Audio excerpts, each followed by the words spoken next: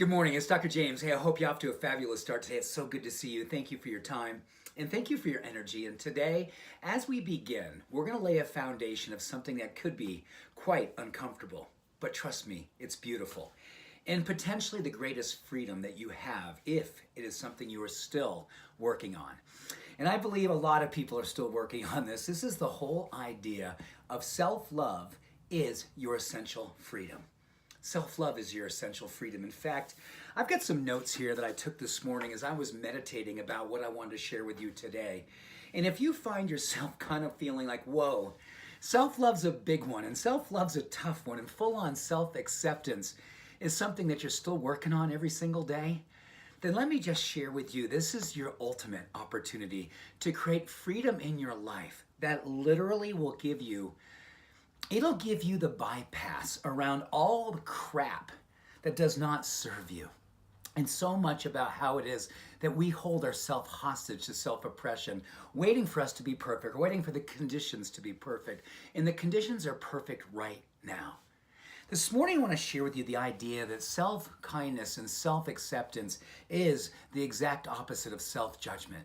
And more research is suggesting that so much of our life, we wake up and the first thing we think about is not being enough and not having enough time, not having enough of whatever we think we need to actually create the life that we absolutely desire.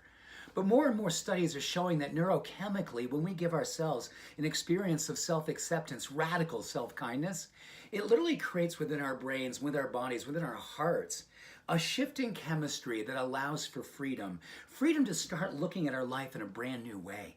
Starting to see a vision for what's possible. Moving away from that self-oppression and that self-separation and self-isolation from the dreams that you know are the things that you have to create in your life.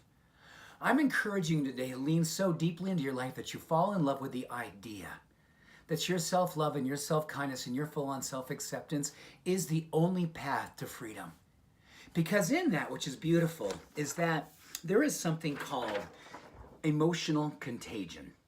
Emotional contagion is when we see another human being who represents a level of joy, a level of peace, a level of grace, a level of acceptance, that literally when we see it, we say, oh my gosh, I love what I see when I see that human being. I love what I'm feeling when I feel what that human being is representing to the world. Think of a human being in your life and you say, oh my gosh, when I'm around them, I feel possible. I feel the potential welling up inside of me. And here's the beautiful thing about you. You are that same power. But it all begins with, according to the deepest research around how emotional contagion works, which is simply how your representation of your humanity, how you hold yourself, how you love yourself, is literally a force of contagion. It literally is something that actually spreads into other human beings. Or not. And if we are holding ourselves back and not allowing ourselves to fully embrace what we know to be the truth of who we are, we never fully have the power to literally become that catalyst to change the world around us.